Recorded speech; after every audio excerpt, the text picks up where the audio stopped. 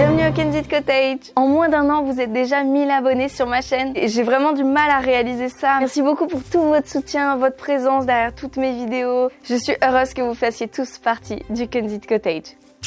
J'ai l'honneur de vous annoncer que vous avez débloqué une nouvelle pièce du Candid Cottage. Par là, j'entends le fait que vous allez découvrir un nouveau type de vidéo. Ce seront les vidéos du grenier. Pourquoi le terme de grenier? Le grenier symbolise une pièce où on a entreposé plein de choses, de briques et de brocs, des vieilles malles que l'on n'a pas réouvertes depuis des années. Et quand on est enfant, monter dans ce grenier nous assure le fait de tomber sur plein de reliques du passé, de choses qui attisent notre créativité. Les vidéos du grenier seront donc des vidéos créative. Il n'y aura qu'à s'imaginer que nous sommes en haut d'un grenier, à créer des choses, à farfouiller pour concevoir ensemble des projets créatifs. Donc j'espère que cette nouvelle pièce du Candid Cottage vous plaira. Vous êtes d'accord que pour tout projet créatif, il nous faut de la matière première. Ce qui tombe très bien, c'est qu'on en a juste sous la main. Et la voici.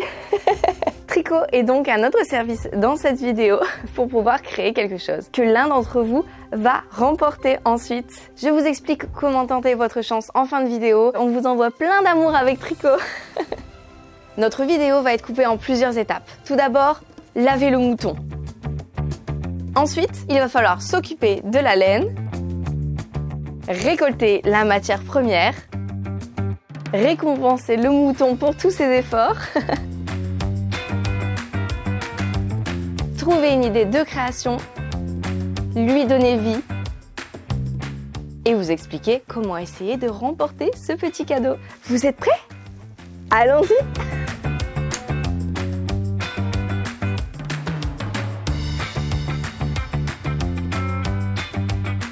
Petit Tricot risque de vous sembler peut-être un petit peu stressé. Il faut savoir que les chiens, il faut pas les toiletter non plus tout le temps.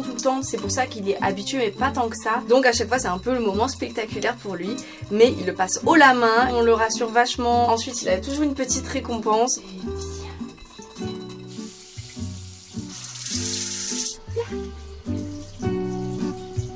Dehors, il va jouer avec l'eau, mais dans la douche, il n'aime pas. La torture.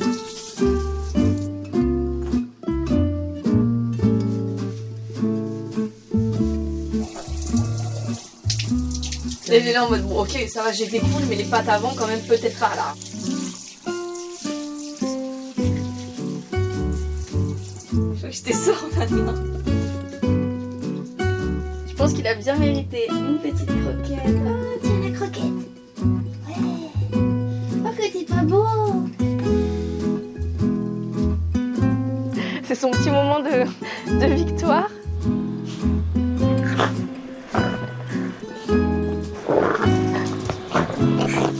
On va pas créer quelque chose avec des poils de tricot, on va créer des trucs avec des poils de cochon.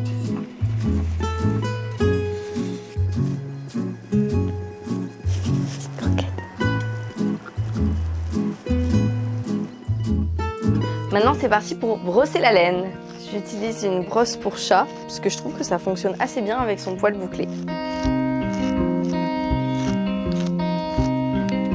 Vous allez bien voir après la différence entre le poil brossé et le poil non brossé. On dirait vraiment du poil de mouton. C'est trop satisfaisant. Le poil, en fait, il passe de l'état de tout frisé à tout fluffy.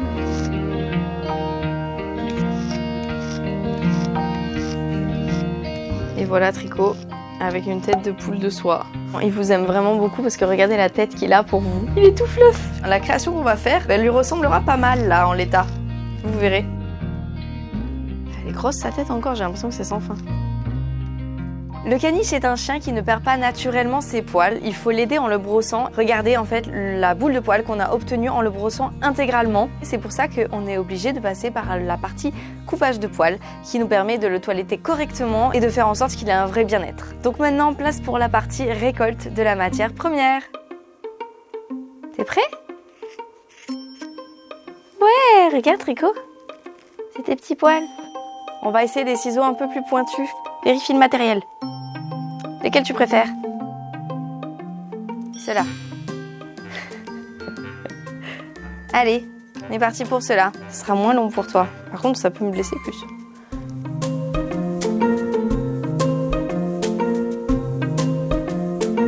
Tu fusionnes avec tes anciens poils, il te manque. Ça te fait un coussin. Un coussin de poils, là, toi.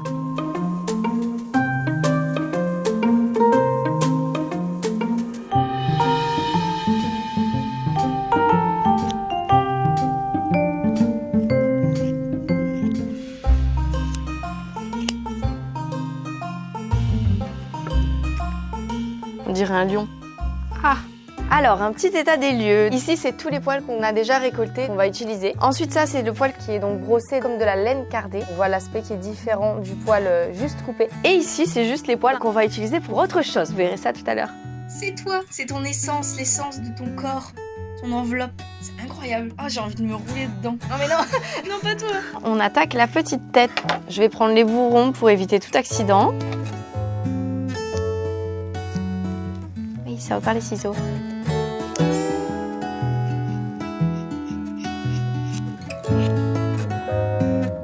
Le petit tricot tout toiletté. Oui, t'es content, c'est fini. Assis? Ouais, de la pâte. D'accord, top là alors. Allez, top là, on a réussi. Bravo!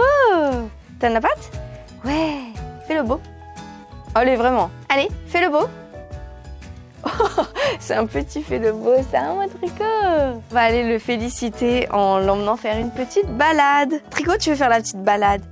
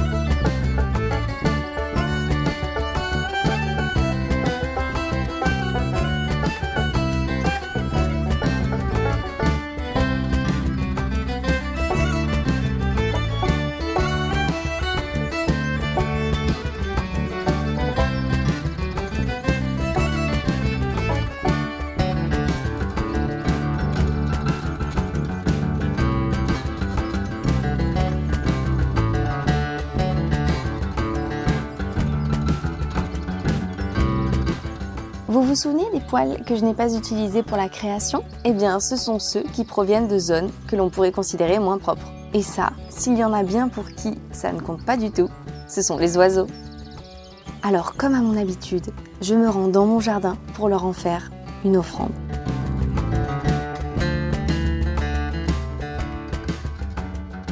J'ai une question à vous poser. Est-ce que vous connaissez la laine feutrée? J'ai ici de quoi vous faire découvrir ce qu'est cette pratique créative. Ma mère m'avait créé cette petite boîte pour que je puisse ranger des merveilles et j'y ai mis à l'intérieur les créations que j'avais commencé à faire en laine feutrée, ainsi que celle de mon chéri. Voilà ce qu'on peut obtenir quand on feutre de la laine cardée. Je vais quand même vous expliquer en 2 mots ce qu'est la laine cardée pour tous ceux qui ne connaissent pas. La laine cardée est habituellement créée à partir de laine de mouton. La matière première est donc récoltée à partir du mouton, elle est nettoyée, elle est bien brossée et c'est elle qu'on va ensuite utiliser pour pouvoir produire toutes sortes de créations. Il existe tout type de coloris, donc une fois récolté, traité, etc., ça donne quelque chose de très vaporeux, de très aérien.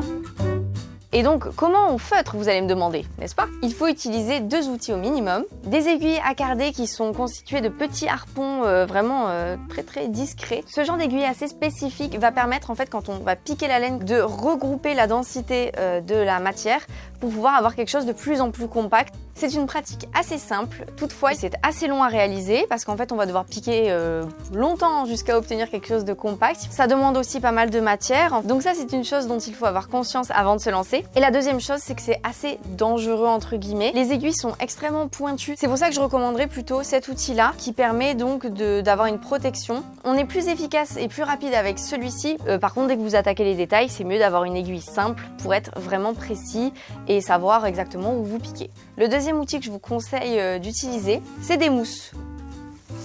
Maintenant que vous avez mieux compris comment feutrer de la laine, je vais vous montrer ce que j'avais créé avec mon copain. Il avait créé cette petite baleine et dans le même temps j'avais créé ce petit lapin aux grandes oreilles. J'avais essayé un peu de travailler les couleurs et les textures en rajoutant des dégradés. Je lui avais fait des petites pommettes un petit peu rosées aussi pour essayer d'obtenir quelque chose d'un petit peu plus texturé avec des reliefs et des nuances. Comme j'avais fait avec mon lapin, il s'est aussi amusé à piquer dans certaines zones pour faire du relief. Voilà des techniques différentes pour obtenir des styles différents. Pour continuer dans les comparaisons, on peut sortir son Scrat.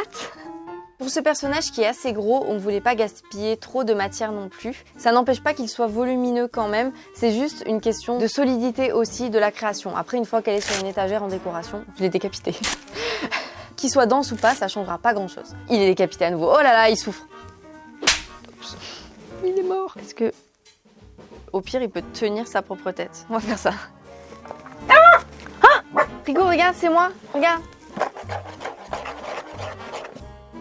Et voilà une autre création. J'avais commencé à lui concevoir un corps et je comptais m'inspirer de ce petit chat pour créer quelque chose à partir de la laine de tricot. C'est ça le crash test qu'on va réaliser ensemble aujourd'hui. Et j'espère que l'un d'entre vous pourra l'obtenir si on y arrive. Ce genre de création est très chronophage. C'est pour ça que je vais accélérer la séquence afin de vous montrer les temps forts de la conception de notre personnage. Ici, j'ai déjà commencé à piquer. On peut voir que ce côté n'est pas encore terminé, alors que celui-ci commence à avoir une forme bien dense et bien lisse. Je continue donc de piquer et de piquer encore.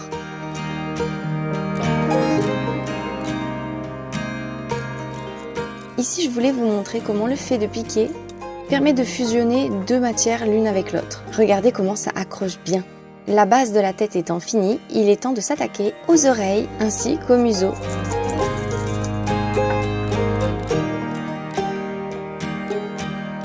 Je prends le temps de visualiser si la dimension me convient. Et maintenant, c'est le tour des deux oreilles.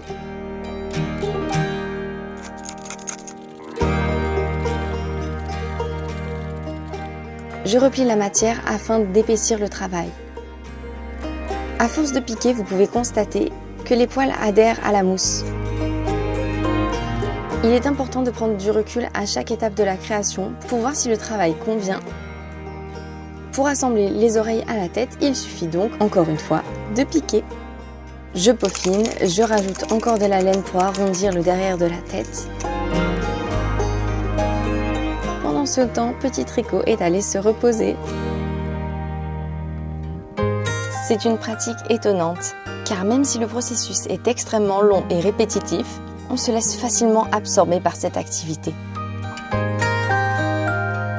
C'est assez fascinant de voir la matière se condenser progressivement au fur et à mesure que l'on pique, jusqu'à obtenir une consistance solide.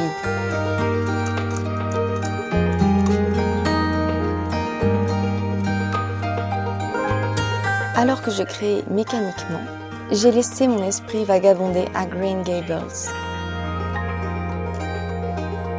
Il est temps de créer une ossature, autour de laquelle nous allons concevoir son corps.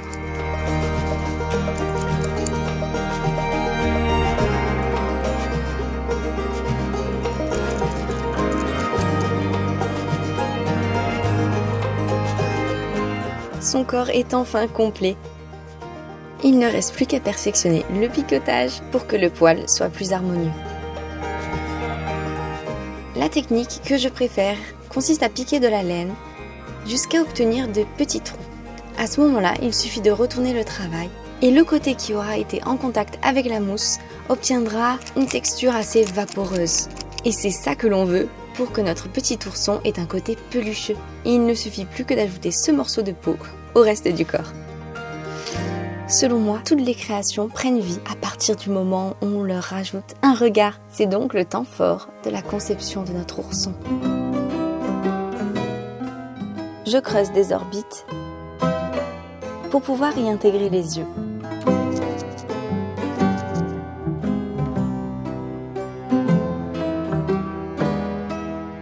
Je creuse. Cette colle fonctionnait ma foi très bien. Et voici les tout premiers instants de notre ourson. Je vais tricher un petit peu en utilisant de la vraie laine cardée couleur noire pour pouvoir réaliser un museau bien visible, qui contraste bien avec la couleur de poil de tricot. C'est incroyable comment les derniers petits détails peuvent vraiment créer une personnalité et une identité à une petite figurine. Grâce à ma tablette, j'ai pu faire différents tests.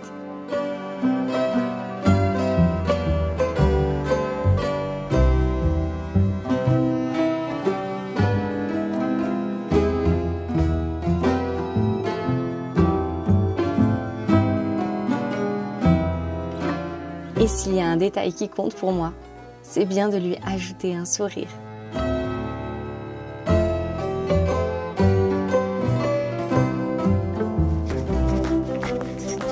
est-ce qu'on partirait pas sur une journée stylisme aujourd'hui? J'ai mon assistant styliste Tricot qui est là pour vérifier le travail accompli.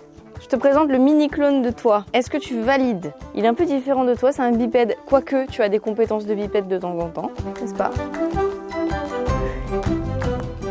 Alors moi ce que je te propose Tricot aujourd'hui c'est de l'habiller. J'ai fait une présélection de couleurs que je pense qui pourraient lui convenir. Dis-moi ce que t'en penses. J'ai choisi cette laine. Et je pensais partir sur ce ton de couleur là. Tu veux vérifier? Tu touchais les jambes donc c'est justement ça, ça va être de la couleur pour son pantalon, sa salopette. On va voir ça ensemble. Donc ça te convient? Ok. Ensuite je pensais aussi partir sur une petite écharpe en tricotin. Non mais... Je pensais partir sur cette couleur pour aller justement avec la salopette. Ce qu'on peut faire, c'est le tester sur toi déjà pour voir ce que ça donne. Est-ce qu'on aime bien? Sur le chien, déjà, c'est validé. Donc, je pense que sur la miniature du chien, ça devrait fonctionner aussi. Eh bien, écoutez, merci petit assistant pour votre participation encore fructueuse à cette opération. Je vais vous laisser retourner à vos occupations bien plus nobles que les nôtres, n'est-ce pas? Par exemple, tu pourrais aller jouer. Avant de me lancer, j'ai fait comme un prototype que je vais vous montrer pour que vous puissiez un peu visualiser ce qu'on va créer ensemble. On va lui faire un petit pull de cette couleur de laine, Stonewatched, qui a de très belles nuances et qui, je pense, pourrait bien s'accorder avec la couleur en fait des poils de l'ours. Et je suis retombée sur ce tissu qui est en fait le tissu du fauteuil sur lequel je tourne toutes mes vidéos, donc je me suis dit pourquoi pas un petit clin d'œil. Et en plus comme c'est du velours côtelé, je pense que ça pourrait super bien convenir pour un pantalon et encore mieux pour une petite salopette. J'avais imaginé aussi un ourlet ici et une poche ici, à voir si on arrive à la faire, si on a le temps. Et je suis retombée sur ce... Je pense que ça pourrait totalement aller à un petit ours qui adore le miel. J'ai une idée supplémentaire pour agrémenter sa tenue, c'est d'utiliser ce lot de ruban de tricotin que j'avais eu dans un dépôt-vente. Et j'ai choisi celui-ci qui va bien s'accorder avec la salopette. Top! C'est parti pour la création. J'ai décidé de suivre le patron d'un plaid au crochet que je vous avais déjà présenté dans ma vidéo de Noël. Comme ça, je ne pars pas dans de l'inconnu.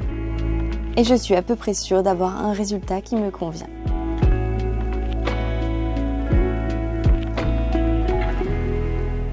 J'ai crocheté le devant et le derrière du pull miniature. Ça ne m'a pas pris tant de temps que ça, en comparaison à la conception de l'ours. Je retire la tête pour pouvoir ensuite assembler ces deux pièces sans être gênée. Et voilà le résultat. J'ai commencé la salopette. Il me reste à terminer les deux jambes.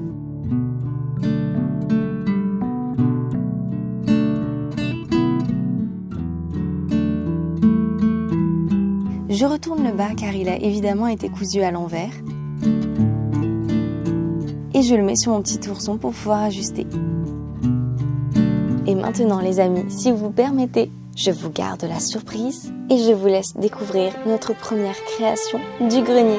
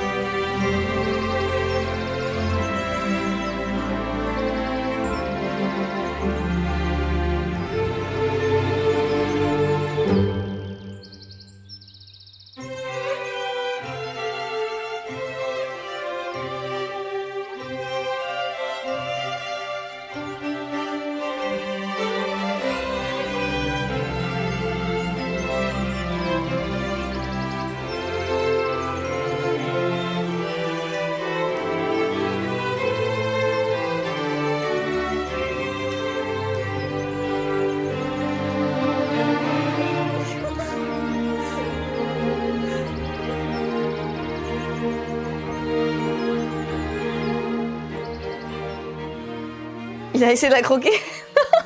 Non! Grâce à la participation de petits tricots, l'un ou l'une d'entre vous va pouvoir remporter Milly. Il vous suffit d'être abonné à ma chaîne YouTube et d'écrire un commentaire dans lequel apparaît le mot-clé Kenzit Cottage. L'un ou l'une d'entre vous sera ensuite tiré au sort. Si Tricot n'a pas mangé Milly avant, vous la remporterez peut-être. J'espère que cette vidéo vous aura plu. En tout cas, Petit Tricot était ravi de participer. Et pour me soutenir, n'oubliez pas qu'il y a quelques gestes très simples, comme laisser un commentaire, liker la vidéo ou bien activer la cloche. Si le cœur vous en dit, vous pouvez aussi partager cette vidéo. Et si vous êtes nouveau ici, abonnez-vous pour ne louper aucune aventure du Kenzit Cottage. Merci beaucoup à tous et à très vite.